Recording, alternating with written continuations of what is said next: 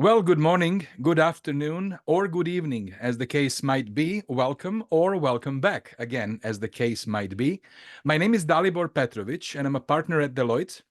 Over the last number of years, I've had the distinct pleasure of hosting now multiple series of live webcast conversations that we have been putting on primarily for our Canadian technology leadership audiences. For those of you who are following this program, you would know that we bring a variety of topics and conversations in this format. We have used this format to bring to you some of the top Canadian technology executives in our series called Conversations with Tech Leaders Shaping the Future of Canada.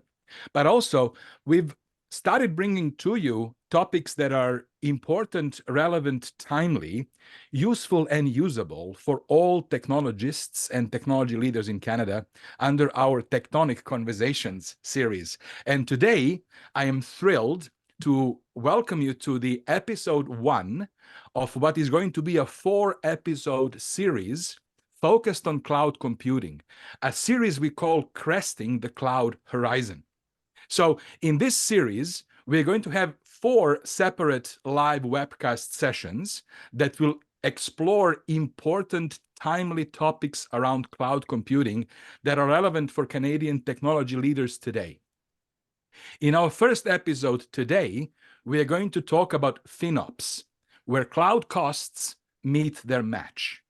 We are starting with this topic because we understand and we hear from our clients every day about the challenges they face as they're trying to optimize the costs of their infrastructures, including, of course, their cloud infrastructures. And then following on with the series, we'll be exploring multi-cloud environments on April the 2nd. We'll talk about how to actually move from cloud adoption to creation of business value, so how to articulate business value. And lastly, we're going to talk about cloud model blueprints for accelerated transformation. How do leading organizations leverage cloud to accelerate their business transformations? This session is live, which allows you to engage with our audiences. So please, if you have any questions or comments, using Q&A function of this Zoom platform, please feel free to submit your questions. Now, today, as I mentioned, we are opening up the series with a talk about FinOps, and I am thrilled to welcome our panel of guests today. Let's start with Joe Gollapalli, who is a director of infrastructure and cloud services at Enbridge. Enbridge Inc. is, as many of you would know, one of the largest Canadian energy companies, and they have a very impressive cloud journey that Joe is going to share with us today. So thank you very much, Joe, for finding the time to join us. Joining me and Joe, Sitanshu Upadhyay, who is the FinOps leader at Deloitte, who's going to share his perspectives and experiences. And then last but certainly not least, my partner, Karen Wiens. She's the consulting lead engagement partner, lead alliance partner with Google Cloud at Deloitte. So I typically would be, I know that I would be doing injustice to try to introduce you all individually. I would essentially invite you to just say a few words about you and your context, background, and then let's delve into the conversation. So maybe, Joe, we start with you. Great. It's Joe Gollapalli. I currently work at Enbridge. I have responsibilities for infrastructure, cloud, and operations. In addition to that, I also have responsibility for enterprise architecture on multiple COEs, including low-code development, chatbots, and generative AI. Well, that's a pretty significant portfolio. Thank you very much for finding the time, Joe, to be with us today, and welcome to the conversation. Sitanshu, how about you? Brief intro. Hey, thanks, Dalibor. Yep, so I work with Deloitte in Canada, and I work across a lot of projects across the cloud spectrum, cloud strategy, cloud transformation. But as a lot of us do at Deloitte, I wear one more hat, rather a big hat. I do FinOps for Deloitte in Canada. Have been working in this space for more than 5 years, I would say, even before it was termed or called as FinOps. We used to call it cloud financial management back like 3 years back. Very excited to be here today. This topic is near and dear to my heart, and I apologize in advance if I sound bullish at times because I feel this is there to stay. This is the future, and we'll try to do justice to this and keep you guys engaged throughout the There we conversation. go. Having me. Bullish because this is important, right? Yeah. Awesome. Thank you very much, Sitanshu. Welcome to the program. And Karen, of course, over to you. Yeah, thank you. So Karen Wiens, I'm a partner in the cloud practice, now working as the lead alliance partner to Google. But I've been leading the practice in the past few years, have handed that over to a colleague now. So I've been working with clients on cloud transformations for a few years, including Enbridge. And I'm really seeing a shift both across industries and clients from coast to coast in a focus on really professionalizing the management of costs related to cloud. So that's it's a very topical theme today, and I'm anxious to get going. Excellent. So let's maybe start with you, Karen. Perhaps the biggest of big pictures, an open question. What in your experience is the difference between organizations who successfully manage to leverage cloud and those that are struggling? Yeah, What do you see the difference? Yeah, you got to recognize that this is truly a transformation. I mean, we call it cloud transformation for a reason, right? We're not swapping out like for like gear. A server and cloud are not the same thing. They bring similar functions, but cloud really brings huge promise in terms of the possibilities. A lot more automation capabilities, AI, and all kinds of other advanced capabilities. So organizations really need to set themselves up to take advantage of these in a planful way. So a few points that I'd make is don't treat cloud as if it's just another data center. Don't just lift and shift the applications. Consider opportunities for how technology allows you to do things more efficiently, modernize while you're at it. More importantly, and really I'm looking forward to hearing Joe talk about this when we prepped for this call. You know, he drove home really a lot of the points that you need to think about in terms of this as a cultural change. Not stealing any of his thunder, but really it's a cultural change that's necessary to make this successful. You need buy-in and top-down sponsorship from executives, and that's really what is key to driving successful outcomes. I would also say putting in an effective FinOps program in place provides an opportunity to engage with multiple levels of stakeholders across all of the silos. So including obviously finance, lines of business, and technology functions. All of them need to be at the table and collaborating around FinOps to make this program successful. Mm-hmm. And so this is a very good setup. So essentially what you're saying is that organizations that are managing to extract maximum value from cloud are the ones that are approaching it as the moment of transformation, as opposed to forced modernization, taking what we already have and just moving it to somebody else's basement, taking this moment to truly approach it as a transformational opportunity, conduct that transformation, spend a lot of energy on management of change and cultural shifts that this transformation not only opens up, but perhaps necessitates, right? Yeah, it's not a reactive process, right? Like, as I said, it's not a like for like. It's not just, we placed an order for a widget of cloud instead of another server, and we're just going to keep doing the same thing. This is take advantage of the opportunity it really brings. Yeah. And Joe, I think that I know that you have a phenomenal story to share about Enbridge's journey through cloud. So I would love to sort of invite you to tell us your story, and we're going to be listening in and asking questions as you go. Absolutely. I did prepare a few slides to be able to walk us through the story here. Sure. Hopefully you can see the screen. Yep. So we can see it, and if you can just put it in the presentation, there we go. It's now bigger. Perfect. Perfect. Yeah, with Enbridge, we started a cloud journey in early 2020, and the slide here provides some of the accomplishments that we've been able to work through in the last 3 years. See here, we moved about 75% of workloads to the cloud. We've moved about 594 applications to cloud. As part of this process, we were able to reduce about 90% of our technical debt that was in our system. That's helping us to drive agility in the business.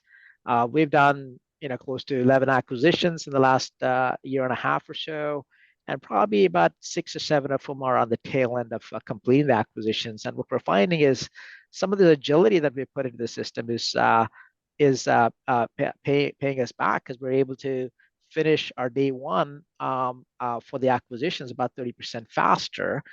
Speaks to the agility that we're bringing. In addition to that, we've been able to consolidate about 11 data centers. So that's taking us away from being deeply involved in managing the servers and the wiring, and focus more on more value-added things. Byproduct of this has also been, we've been able to reduce 66% of emissions because of power usage within these data centers, because we have much more optimized power usage in the cloud. And a couple other things to talk about here is our time to deploy large-scale infrastructure, especially when we're doing acquisitions, is reduced by 94%. It used to take us 4 months to be able to procure hardware, install hardware, but now it takes us days for us to be able to do that. More importantly, a key metric our business looks at is reduction in what we call as managed incidents. In our business, really, technology is ingrained in every aspect of everything that we do today. As part of that, reducing managed incidents means there's less outages for our business customers, and you can see here the numbers speak for themselves. We track every outage, and we do root cause analysis, and we've been able to show that in the new infrastructure, we have about 70% reduction in managed incidences. So this is some of the accomplishments that we've been able to work through in the cloud.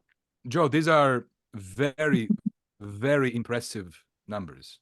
These are very impressive numbers. Can you maybe just, for our benefit, for the benefit of the audience, describe sort of the scope of the cloud transformation? I'm going to assume, you mentioned data centers, I'm going to assume infrastructure here was a major focus, right? Do these statistics focus on infrastructure cloud modernization, or, well, actually, you're mentioning applications, so there's more, right? Absolutely. So we started a journey with 17 data centers, and in the meantime, we acquired several more data centers. So our data centers, we had about 22 data centers that we had acquired through past acquisitions. And we are hosting close to 700 applications in these data centers to support our businesses. So it's a combination of both infrastructure, data centers, as well as applications that we've been able to work through. And a lot of the work, to some extent, is I think Karen mentioned that we're not treating this as taking one data center to another, which is purely lift and shift. Because to really be able to get value, you need to take a look at each of these applications and work to the modernization aspect of it. And one of the key things that we did well is, earlier on, we spent a lot of time creating a very detailed business case. So we were able to create a model that actually depicted our costs for the data centers, both CapEx and OpEx, that included all elements of spend that we have. And we were able to build out a model in the cloud, and obviously the shift to OpEx, and clearly understand and validate through some experiments how that was going to work out. That was a critical element of our success. A couple other stumbling blocks folks have in this process. Usually, the execution needs to be really well timed. What the infrastructure that we're going to decommission, because there's usually what we call the double mortgage period, meaning as you shift from one infrastructure to another, sometimes you have overlaps. We try to minimize the outage. Another thing that we did well for us to be successful, I think, feeding off of what Karen was talking about, we really invested in our people. Upskilling was very important, for us. We invested about 6,000 hours of upskilling with our team members to be able to get to where we needed to get to. Earlier on, we had a very focused SWAT team of a small team, but as we scaled, we took our existing organizations and did the hard work to be able to build a real hybrid organization. Because part of this journey falls apart when you have the cloud that's kind of cannibalizing the existing team and you're kind of sabotaging each other, and the teams get into a lot of conflict. So we addressed a lot of those issues as well. But most importantly for us, it's all about cost and reliability, which is a big topic.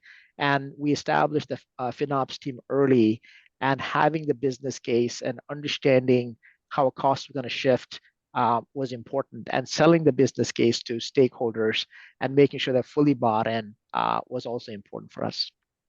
Yeah, you're painting a very, very powerful story. Joe, there are a couple of questions that are coming in that I would like to ask now, because the questions are actually related to this particular slide and some metrics here. Sure. Specifically about emissions, you're calling out 66% reduction of emissions. Can you elaborate a little bit more there? Was it compared to only internal reduction of emissions, or does this also include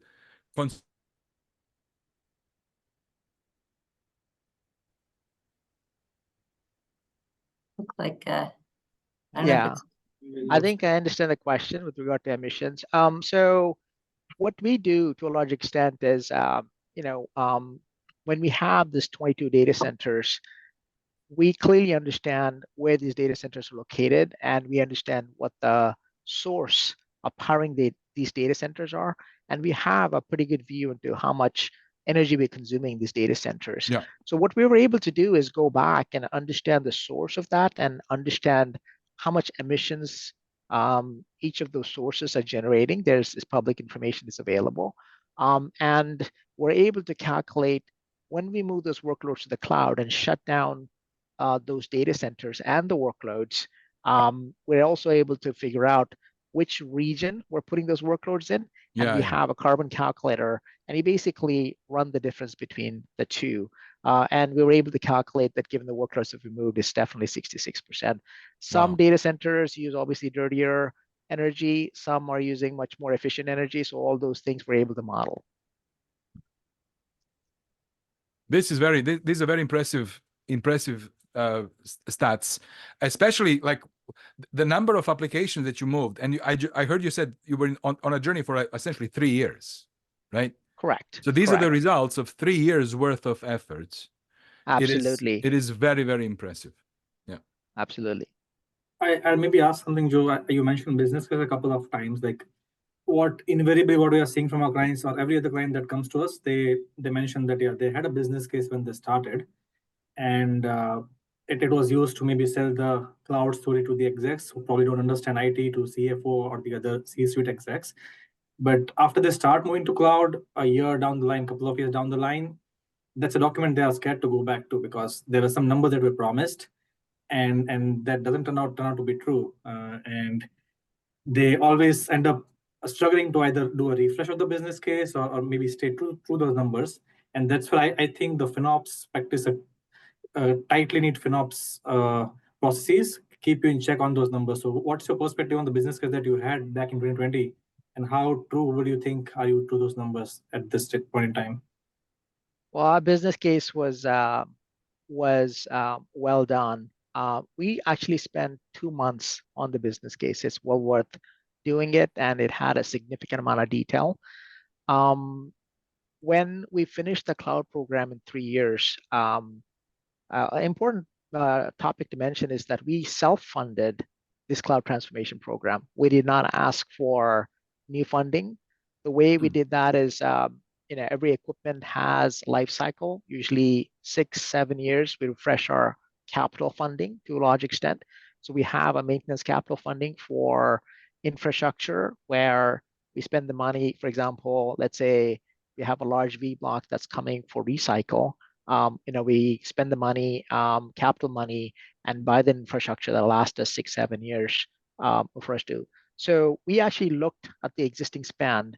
We timed our work in such a way that the spend was about 6 months ahead of those decommission aspects of it.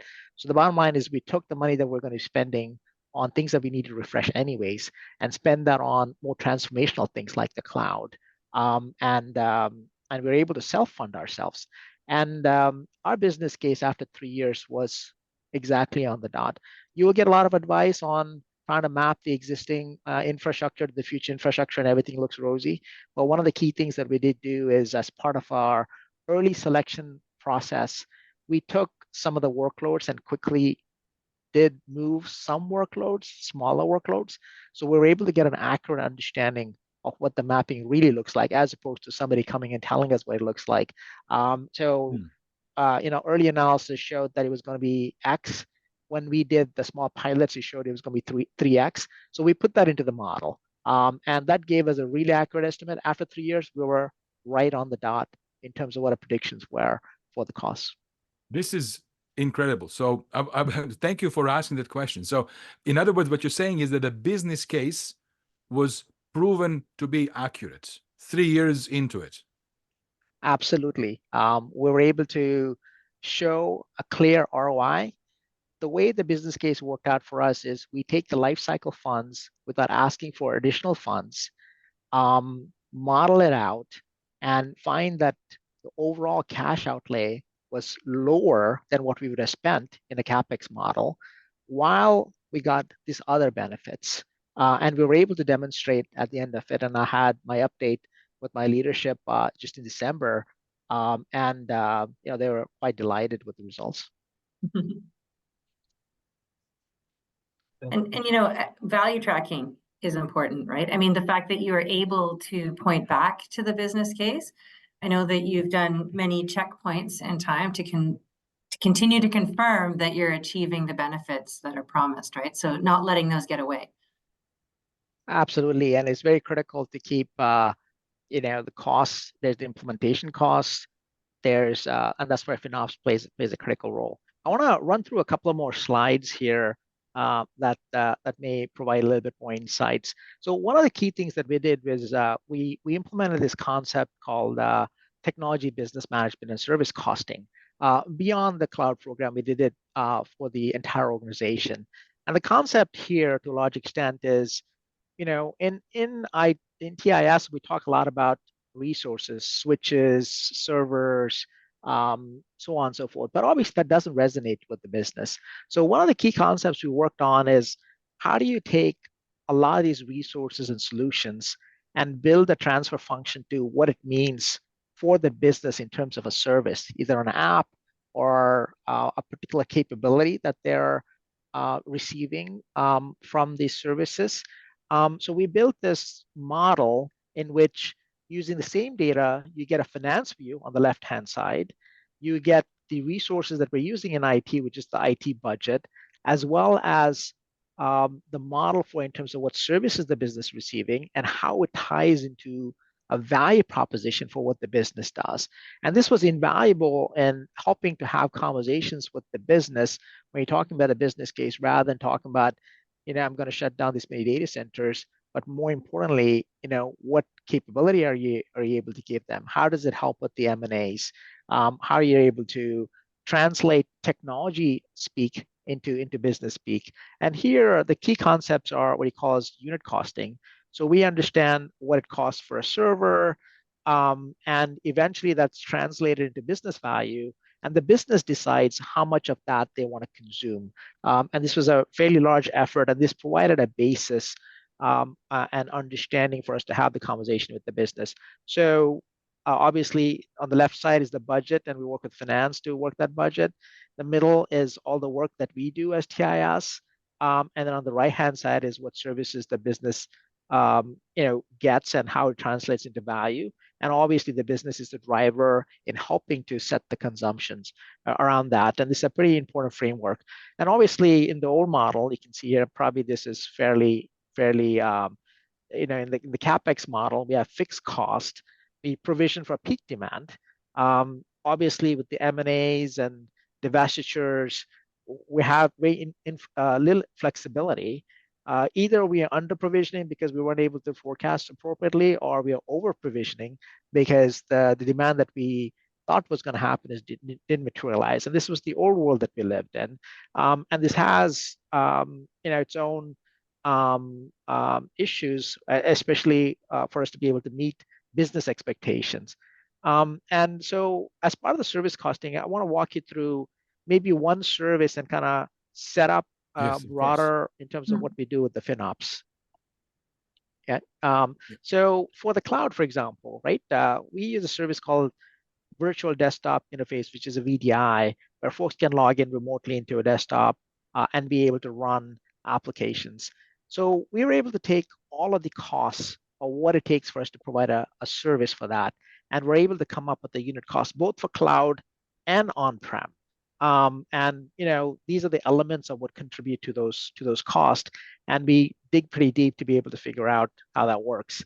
And then we come up with a pretty simple what we call service costing. So for VDI services, either you can have a standard VDI, or enhanced dedicated VDI, or multi-session VDI.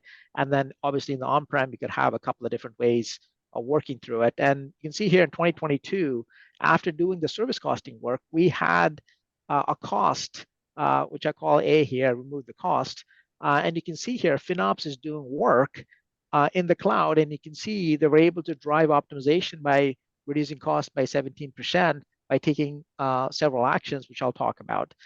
So we always look at unit costs. And as a service provider, my job is to be able to provide a service back to the business at a very competitive unit cost.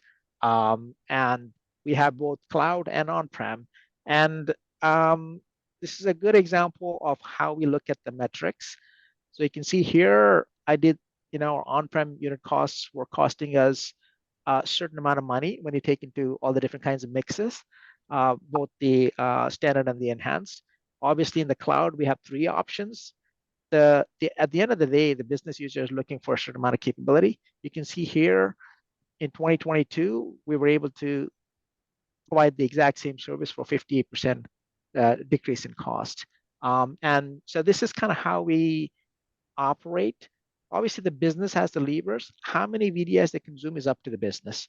They want 1,000, you multiply the unit cost by 1,000. If they want 2,000, let's assume we started a brand new project and they added 200 people and they need VDIs, we provide it to them. So the general consensus is we manage the unit cost competitiveness, and the business decides what consumption, and we're able to talk to them in business language and value. So that's the fundamentals of kind of the work that we're doing. And you can see here on this slide, and it's a little busy slide, but it's just an expansion of that. You can see the VDI, but also do it for compute, storage, AD, any service that I provide to a large extent. We also do benchmarking, meaning that if somebody's providing these kinds of services in our industry, what does a benchmark look like? Obviously, benchmark is a slippery slope. It all depends on the details of exactly what we're doing, but yet, provides a target for us. And you can see here, I have 2022 unit costs. I look at the 23 unit costs. I figure out what the growth will be. In the cloud, obviously, it's elastic demand, so I'm not that worried about the growth or shrinking. But on-prem, I am worried. I need to procure the services upfront and plan it better. And I project the cost, which ties back into my budget. And then I'm always looking to see, am I doing better than benchmark? Am I not doing better than benchmark? And also I look back to last year's unit benchmarking, and have I done more? And this is where FinOps plays a big role, because both design and FinOps work together to continue to work to figure out how to continue to reduce the unit cost and benchmark against them. So that's the basic concept in terms of how our organization works. Questions here? Yes. So first of all, I love how you described the different levers and different challenges when you're doing same thing on premise versus cloud. And what you said, I think, was really, really important and worth emphasizing. When you're setting yourself up to deliver services on prem, you really need to be ready your capabilities have to meet the peak demand. And that's a problem, because of course, peak demand happens at a moment, and typically, there are troughs, and you have to staff and invest to serve the peak demand. And with cloud solutions, demand actually is elastic and in full control of your consumer, of your customer. And it really once you have FinOps figuring out the details of how much it costs, and once they understand that, then they can pull the lever as they feel they need to, right? Which pulls the whole debate about resources and costs out of your domain and into their domain as consumers, as it should be, I think, right? That's a very, very powerful thing that you mentioned that I think was worth reinforcing. Now, Joe, Karen, everybody, what were the challenges here? What were the biggest obstacles you were facing as you were putting this system in place?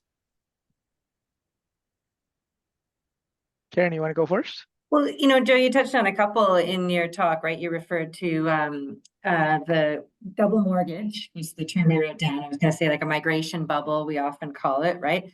How to fund these kinds of projects, getting buy-in and acceptance. I mean, those are all themes that you touched on in there. I don't know if you want to just double click on any of that. Yeah. How to make showback and chargeback a reality. I would love to hear that. I would love to hear showback, chargeback, and that dynamic. How is that playing out? So I have one slide here. I'll walk you through roughly kind of our capability in FinOps, and maybe as we talk through the slides, I can highlight some of these. So we started FinOps in 2020. One of the key things is in parallel to that, we had the value framework, the technology business management framework I talked to you about. We need to do a lot of work on our operating model and obviously having shared service teams, because volume is going to be important for us to be able to make sure that these capabilities can be put in at the right cost. We worked on our TI strategy, the budgets, the OKRs, architecture standards and patterns all need to be aligned. We had cost competitiveness like benchmarking data. Now, obviously, that benchmarking data could be all over the place, so we needed to be careful. We started doing things about tagging every single resource, and we made it a policy in our system where you cannot create a resource unless you actually tag these appropriately to be able to figure out how to take a resource and align it to an app or a service that the business user can understand. And we have 98% of our services tagged to a large extent, and obviously the industry benchmarks that I talked to you about. We also put a lot of training into the FinOps and cloud engineers. We also had automation. There's so many changes happening in the system. It cannot be done by people. You need to invest in automation for reporting. And we also brought in some external consultants to be able to benchmark us and make sure that we're working through. And we also partnered with some very key partners so we can learn quickly rather than trying to reinvent everything. And some of the cost levers, I want to highlight that. It all starts with the licenses. You need to be able to negotiate a proper license. Think about you're making a dish, and if your ingredients are not cost competitive, there's no way you're going to be able to create a dish that is going to be cost competitive. And in order to do that, there's a lot of things you need to think about, and you need to have a very strong architecture team that has a vision for your organization and really thinks through, the details of how you can take the existing. Obviously, you won't be able to change everything, but as and when the opportunity presents itself, how do you force them into a standard way of building this? And we established architecture practices. These are levers that we pull. For example, when you can either do a pay-go or a 1 year or a 3 year buy of, let's say, a virtual machine, and the price difference can be anywhere from 50 to 70% difference. So you really need to understand your workloads and help work through that.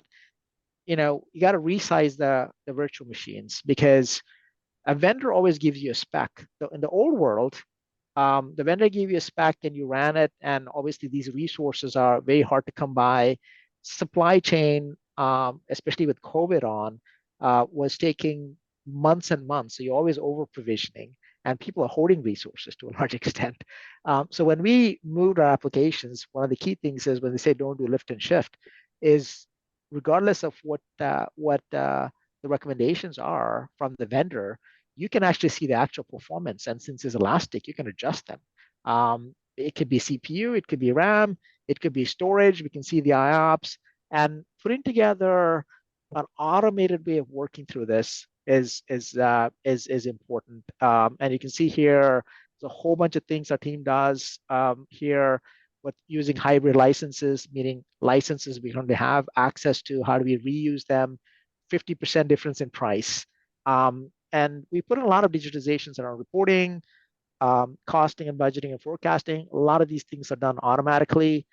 Our business has access to be able to drill down by app and be able to look at what resources it's using, and be able to have a clear understanding of how the consumption drives cost behind the scenes. Yeah. And there's a whole bunch of change management activities that we do, meetings, working with the business. We have a service costing meeting for 4 hours with the leadership where we have finance sitting in there. Sometimes the business leaders are sitting in there.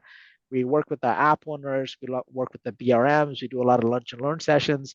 I do a meeting with the INC Connect on a regular basis to show that I'm cost competitive, which I'm held accountable for as a service provider. Yeah. There's a lot of work that goes into building this, right? So I've said a lot of things, but I want to. Joe, you're just giving us a masterclass. So this is really impressive. I love that we are actually going into this level of detail and recording this, because I think this is actually, I think that like all Canadian organizations ought to hear this and see this. This is really impressive. Congratulations on what you've accomplished in the last 3 years.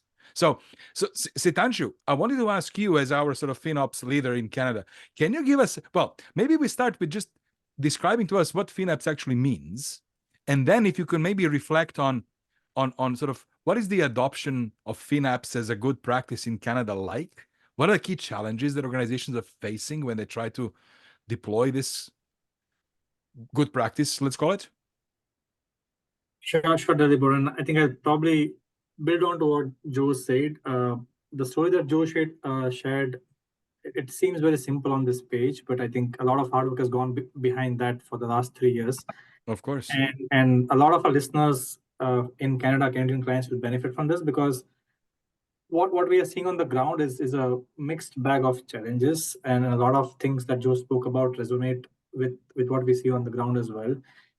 I'll probably start with the definition, as you asked, Dalibor, of FinOps. And good that you mentioned that. I was asked by one of our clients recently, and the client is a CIO, and he was in fact asked by the CFO that, hey, can you explain FinOps to me? And then he attempted doing that. He failed. He was not able to convince the CFO, so they came back to us and asked us to do a quick presentation for the CFO. We did that. The definition that I gave, probably to simplify it for larger audiences, we all understand DevOps, right? And that has been around for quite some time. I just give it a spin with FinOps. So DevOps is still a collaboration between the two different groups that understand technology, which is development and operations. They're supposed to work together. Yeah. With FinOps, we are bringing in, I would say, an alien party who had no clue, or at least was not supposed to know how technology works. And that group is finance, and to some extent procurement as well. They were only involved in the budgeting process toward the start of the year. They reviewed your budget. Yeah, you need this much money for the year. They either approved, rejected, asked questions, and that's going to be the involvement throughout the year. But now with FinOps, what we are saying is that that group has to be an active participant in all the decisions that you make around cloud and that is technology. So FinOps, by definition, is to bring technology and finance together with the buy-in from business. And to Joe's point, that is supposed to bring value to the business, right? And that's where the conversation has to shift from just FinOps being a function that manages the cost for the organization to how it brings value. And we have a live story that we heard from Joe, and some of the important parameters, strong parameters that help you do that is unit costing, as Joe mentioned that. As we see the service costing number, that's what you can sell to the business, because everyone understands numbers, the unit costing numbers, and that's how you drive value for the business through FinOps. Very quickly touching on to some of the other things that we are hearing. One is the funding. Again, something that Enbridge is able to do successfully. The question that we get asked is, you start getting hit with these questions when this particular line item in the P&L becomes significant enough. When the CFO says, oh, there's a big ticket item in the P&L, what's this all about? And that's when you start reacting towards it. You see the cost proliferate, and you have limited time to react. So that's where it comes to your attention. And what you should start doing instead is, even before this becomes a big problem for the team, right? How do you contain it from day one?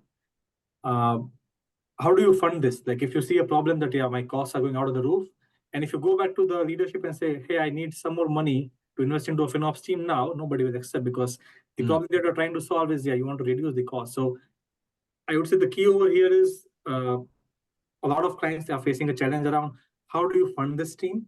And to Joe's point, you need to have a plan in the beginning itself. How do you self-fund this team? Because in most cases, FinOps teams are supposed to self-fund. They save some money for the business, and that money kind of pays for that team as well as a lot more. Last but not the least, I would say in Canada at least, it's a growing practice. As Deloitte, we sit as a premium member on the board of the FinOps Foundation. So we see that we are fast following what's happening in the North American market with the US. In terms of a cloud spend, I would say we are less than 5% in terms of the overall cloud spend globally. But we still have a dearth of skill set in the region. When we go and look out for FinOps experts, we don't have a lot of them around. So that's something that we are building actively with the FinOps Foundation. We have experts within the organization as well as in the industry. But we are doing this open house sessions where we are sharing knowledge and trying to build this community of practitioners. So I'd probably summarize at that, and good, Joe, that you shared all of this, which will benefit a lot of our listeners. So what you're really describing here is it's an emergence of a new concept similar to DevOps, where finance teams and IT teams come together and stay together. That's right. They stay together to help establish these models, but also then help run them and refine them as we go, right? I think you summarized it very well. It's a cross-functional team from the get-go. From day one onwards, you should have participation from the finance and IT. They should be on the table. Finance should give a finance 101 to the cloud team, and cloud should give a cloud 101 to the finance team. And that's where they start collaborating. This is actually, so this is, I think, very important. So this is very intentional, and it's emerging as a good practice. And I heard you say there's a community gathering around this to support and refine the good practices and so forth. So this is emerging as another good practice. So with that in mind, of course, it sounds to me, Joe, Karen, you guys were really ahead of the wave here. Can you maybe reflect on when is the right time to start thinking about FinOps when you are contemplating transformation into cloud? So do you want me to say a few things, or do you want to Let's start? Yeah, go for it. Go for it.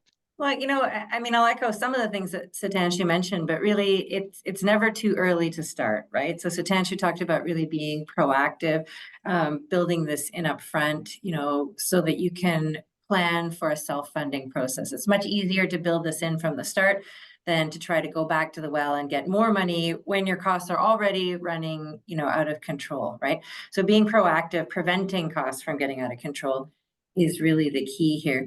So there's not like a magic trigger. Obviously, if you haven't thought about it up front, then, just like when is the best time to plant a tree? It's 20 years ago. The next best time is now. Yeah. And so, the FinOps Foundation, Sitanshu talked about that. A lot of guidelines there. You'll see guidelines on all the websites from the hyperscaler cloud providers. I know Google has it on their website. I'm spending a lot of time with them lately. And all of the hyperscalers, they want you to effectively and efficiently use their products, right? Nobody wants a reputation of having contributed to a runaway cost. So they have a lot of resources, all of them. Deloitte has resources. We talk about sort of a crawl, walk, run approach, being, methodical about how you approach this, doing it incrementally so it doesn't seem like a big project of its own, embed it in every step of the journey, and recognize the success, track the values, so you can report back on them and make sure that that there's ongoing buy-in to making these investments. Make it a cycle. Find the right entry point for your organization and go from there. Joe. I agree with Karan. We started early. Our FinOps team was the key team that actually built the business case for us. So even before we put any workloads in the cloud, because if you don't understand the economics of what you're doing, which is what happens with cloud most of the time, this is where many of the cloud programs have been stopped dead on the tracks because of the projections of the cost. If you don't understand the economics, and if you don't understand why you're doing what you're doing, it's an issue. Just to give you a little bit of some numbers, last year, right, our FinOps team, cloud costs are measured in minutes. Every minute, it costs something. To give you a little bit of view, we run anywhere between 50,000 to 250,000 resources. And if you don't have a plan very early, things get out of control. I'll give you one example. We put in place a capability for anomaly detection. So for any of these resources, we have AI/ML automated programs running that keep track of things to see what the trend is. And if it's something out of trend, it'll actually flag up. So earlier on, we found one resource that was flagged up very quickly using AI/ML algorithms. It could have easily chewed up $50,000 in a day if we hadn't intervened. Obviously, some developer left an infinite loop and forgot to put the exit, and this thing is running, right? So now imagine with 250,000 resources running and ticking up, if you don't have the right practices, what is going to happen to your cost? Last year, our FinOps team implemented 7,000 actions. This year, I know in January, February, we're running at 1,000 actions, and it requires broad communication with engineers, with app owners, with business team members, keeping track of these costs. So it's so early, and it requires training. It requires operating model. It requires cohesion, and it takes a little while to get everything right. And Joe, it sounds to me like the FinOps team is well-defined unit. There are people who actually are in that team dedicated to it. And does that team, FinOps team, continues on? Absolutely. They're a permanent team.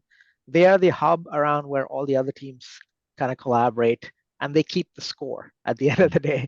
And I go to FinOps reviews weekly on a weekly basis, and for us to be able to control costs and understand if what we're doing makes sense, you need to have a very tight rein on it. Especially as you start to scale, the problem becomes exponentially larger. Mm. So Joe, where is this going? Like, what do you feel is the future of FinOps then? Obviously, lots of customers have tried to get in the cloud journey, and given where AI/ML is going, especially with generative AI and data capabilities that are coming on board, more and more customers are beginning to see that they absolutely need this capability to be able to be competitive in the marketplace. So you see more and more folks moving to the cloud. And obviously, once you move to the cloud, transparency becomes very easy. You can see every cost, and the costs start to lump together. And obviously, you'll see CFOs, everybody's going to have visibility to these costs very quickly. One of the key things is going to be data-driven decision making becomes reality. Tying your data-driven decisions to value becomes important. This is where the TBM framework and the FinOps framework kind of overlap. But I see more optimization. Our team has been working on this for 3 years, but deeply understanding your workloads and what the business users need, and using automation to tailor this flexibility, amazing flexibility that the cloud offers, is where we're going, and trying to optimize the costs for doing that. It is significant amounts of understanding. Unlike old days, you run a server, you buy something and run it for 5 years, it's gone. Now you're talking by the minute, by the second. You got to make changes and optimize the workloads depending on, are your users using these test instances this weekend? No, you need to take action. So refinement of this is the AI/ML. It's also getting broader with regard to software as an asset management. We have a lot of work going on there. All of these are converging. So I definitely see a bright future here.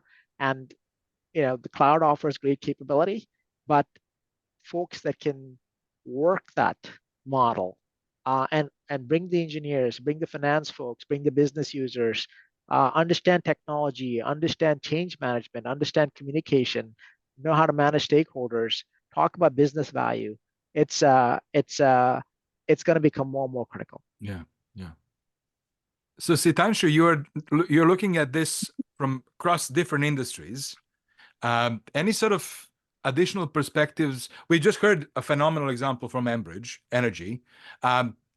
Any other sort of perspectives on how is FinOps evolving?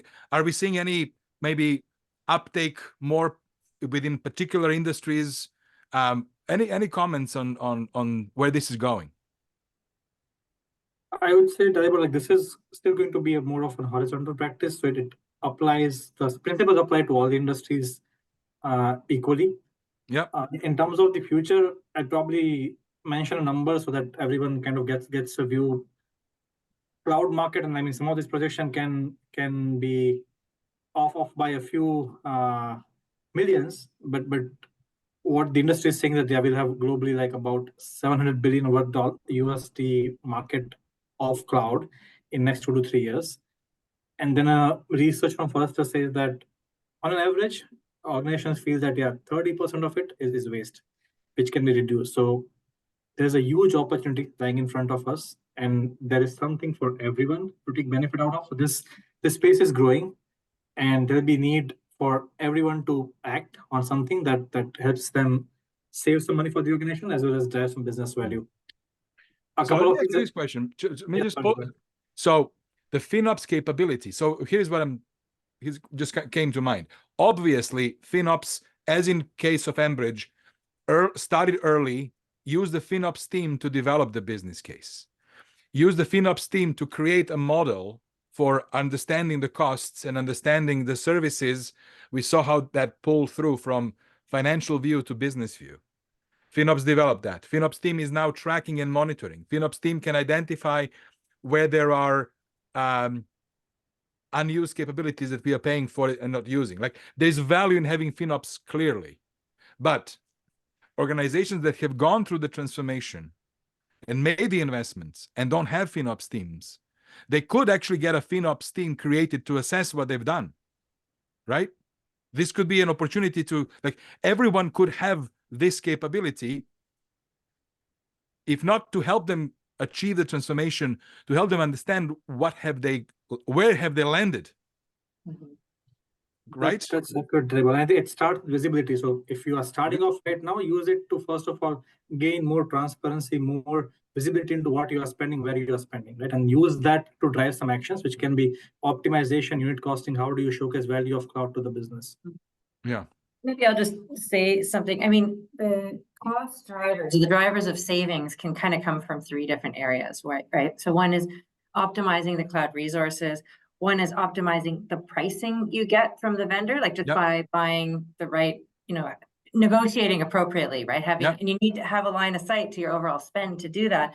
And then architecting your solutions, right? So, when you're architecting a solution, like that's best done up front, but it's never too late, right? And where we've seen organizations get themselves into sort of, unexpectedly large cloud costs is not necessarily where an organization like Enbridge is a poster child and a planful approach to embarking on a transformation.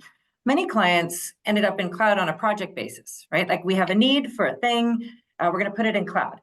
We don't need FinOps, it's just one thing, right? And then you get to a point where, you see value in it and you start adding other things. And if you don't take the step to say, gosh, we've gotten ourselves in a new way of working without thinking about it, maybe you haven't engaged in the opportunity to negotiate good pricing that is broad, to optimize the types of resources that you use and procure in the cloud, and certainly architecting things properly for the cloud. So I think there may be other triggers, but those are the 3 that obviously come to mind. And if that's how your organization has kind of arrived at cloud and found yourself thinking, gosh, this is expensive, it's not too late. Yeah. It's not too late. Well, I guess organizations can build FinOps teams, but I'm going to state something obvious. They could actually go and get a service provider partner to come with FinOps capabilities to actually conduct the assessment. and help them design and develop models that they can then use to validate their spend and control and manage their spend. Yeah. This is outstanding. I am sold. Good. Do we leave any other questions in the chat? So there are a couple of questions still in the chat. One question was about, so we talk about opportunities, what is the value of moving from server to a cloud? But you mentioned it in the opening, Joe, that you're now using cloud to access machine learning, AI capabilities. Can you just describe a little bit more how is that working out? Yeah, for us, we've been on a journey. So one of the key things is enterprise architecture for us to be able to rethink through. Because in the past we had M&As and we've had bits and pieces. The issue there becomes when you want to scale something, it's very difficult to scale those services. One of the key things that we've been working on is purposeful way of working with the enterprise architecture to help think through where does the data go? Where do we do low code development? How do we do DevOps? How do we build security? And how do we do collaboration, be it meetings and so on and so forth? And what is the interoperability? And how do we build these capabilities in a way that when the business asks for something, we can quickly deliver things that are at scale. That's the criticality. So, for example, in addition to what we've been doing with cloud, we have a data and analytics practice that's consolidated data from an entire system into a data marketplace at the same time. We're using the Gen AI platform. We're able to stand that up in the cloud that has access to this data in real time. And we've delivered 15 use cases in 6 months very quickly. So we're able to use local platforms, and we're able to generate code in 3 to 6 weeks. We're enabling what we call as business enablement, where we're getting business to be able to develop some of the easier things that they could help themselves with more of a self-service model. Really enabling all of this is the value that just generates, and not to mention the M&As. So building the right infrastructure is like building the highways to be able to easily get to where we need to get to, or else you're creating pathways and it's a congested mess that we're creating, which is what it is. So the agility and the value that we're able to deliver with this new capability. For example, we are rolling out a lot of the co-pilots nowadays. Yep. How does it get access to this data, and how does it provide the productivity improvements? Consolidating these in large platforms is helping us significantly. Yeah. Joe, thank you very much. It's a truly impressive story from Enbridge. So congratulations. It's lovely to hear. Thank you for sharing. Karen and Sitanshu, we are approaching the time that we reserved for this conversation. This was wonderful. I want to thank you all very much for your time. I know how busy you are. This was truly a masterclass in how organizations should think, mobilize, and deal with the cloud transformation costs. So thank you very much. This was very useful. For our audience members, I'll just make a mention. Tomorrow, on Wednesday, March the 6th, I will be welcoming back Mike Bechtel, our Chief Global Futurist. We're going to talk about our Deloitte Tech Trend 2024 on Gen AI. So tomorrow will be a hot topic. Please come back and join us. And a final reminder that this was episode 1 in our Cresting the Cloud Horizon series. And our next episode is going to talk about the art of multi-cloud. And that's on April the 2nd. Of course, if you're interested, please register. The posts are both on LinkedIn, and you will receive an email from me. I hope to see you back. With that, thank you very much, Joe. Thank you very much, Karen. Thank you very much, Sitanshu. Thank you, everyone. Thank you. And have yourselves a lovely Tuesday. Bye-bye. Bye.